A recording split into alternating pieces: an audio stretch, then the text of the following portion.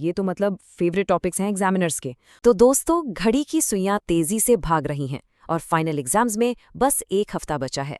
अब आपके दिमाग में सबसे बड़ा सवाल यही घूम रहा होगा कि क्या सिर्फ 7 दिन में सच में फाइनल स्कोर बदला जा सकता है?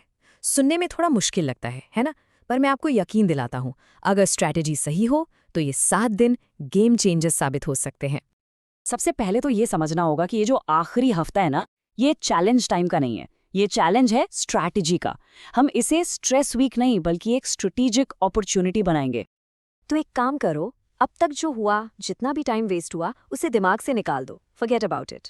अब जो मैटर करता है वो है ये अगले 7 दिन। और इन 7 दिनों के लिए हमारे पास एक बिल्कुल क्लियर एक्शन लेने वाला प्लान है।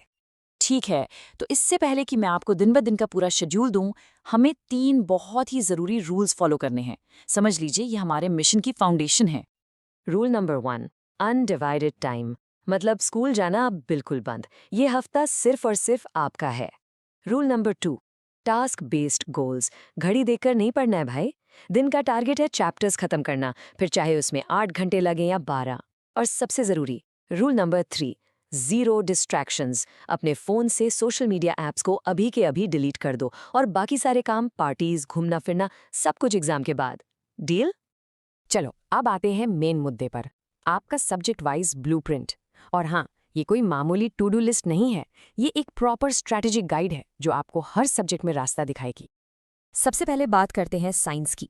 देखो, इसमें हमने क्या किया है, हर दिन एक आसान या छोटे चैप्टर को एक मुश्किल या लंबे चैप्टर के साथ पेयर किया है। जैसे डे 1 पर आप आर एनवायरनमेंट जैसा हल्का चैप्टर करेंगे और साथ में लाइट जैसा कॉन्सेप्ट हैवी चैप्टर।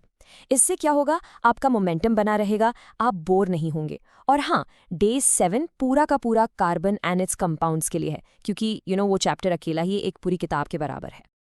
अब बारी है मैथ्स की। मैथ्स के ब्लूप्रिंट में भी यही लॉजिक है। चैप्टर्स को ऐसे ग्रुप किया गया है कि आप रिलेटेड कॉन्सेप्ट्स को एक साथ समझ सकें। इस स्ट्रक्चर को फॉलो करोगे ना, तो हर दिन के एंड में आपको लगेगा कि हाँ, आज कुछ मीनिंगफुल पढ़ाई हुई है। ओके, अब सोशल साइंस। यहाँ आप देखोगे कि कुछ दिनों में 2 नहीं बल्कि 3 चैप्टर्स हैं। घबराना मत, ऐसा इसलिए है क्योंकि ये चैप्टर्स छोटे हैं, थियोरी बेस्ड हैं और जल्दी कवर हो जाते हैं, तो आप इन्हें आराम से एक दिन में निपटा सकते हो। अब बात करते हैं इंग्लिश और हिंदी की। देखो, लैंग्वेजेस के लिए हमारी स्ट्रैटेजी थोड़ी अलग है। हम चैप्टर बाय चैप्टर नहीं चलेंगे बल्कि स्किल बाय स्किल।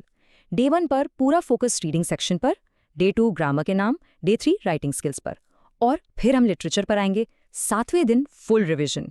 और जो प्लान इंग्लिश के लिए है, सेम टू सेम आप हिंदी के लिए भी फॉलो कर सकते हैं। अच्छा, तो हमने पूरा सिलेबस कवर करने का प्लान तो बना लिया, लेकिन असली स्मार्ट वर्क अब शुरू होता है।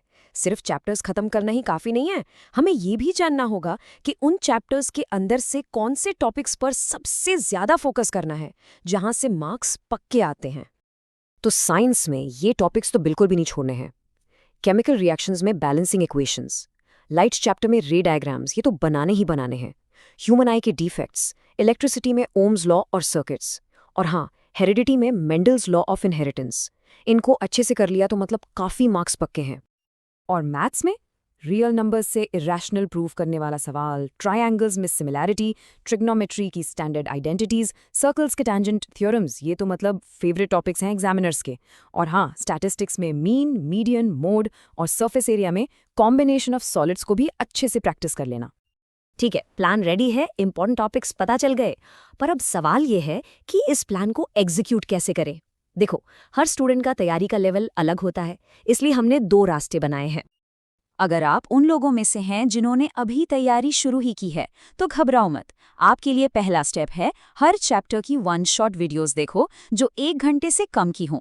फिर पिछले सालों के क्वेश्चंस यानी PYQ सॉल्व करो और NCERT के एग्जाम्पल्स पर अच्छी पकड़ बनाओ। वहीं दूसरी तरफ, अगर आपका सिलेबस पूरा हो चुका है, तो आप इस 7 डे ब्लूप्रिंट को सिस्टमैटिक रिवीजन के लिए फॉलो करो। टाइमर लगाकर सैम्पल पेपर्स सॉल्व करो और सबसे ज़रूरी, अपनी गलतियों को एनालाइज करके उन्हें सुधारो। तो आखिर में बस एक चीज़ हमेशा याद रखना, कि ये नहीं है कि आपके पास कितना टाइम बचा है, कि ये है कि आप उस बचे हुए टाइम में कितना फोकस लेकर आते हो। मुझे पता है आप सब तैयार हो। अगर आप ये 7 डे चैलेंज आज से मेरे साथ शुरू कर रहे हो, तो नीचे कमेंट्स में लिखो challenge accepted. Let's do this. All the very best.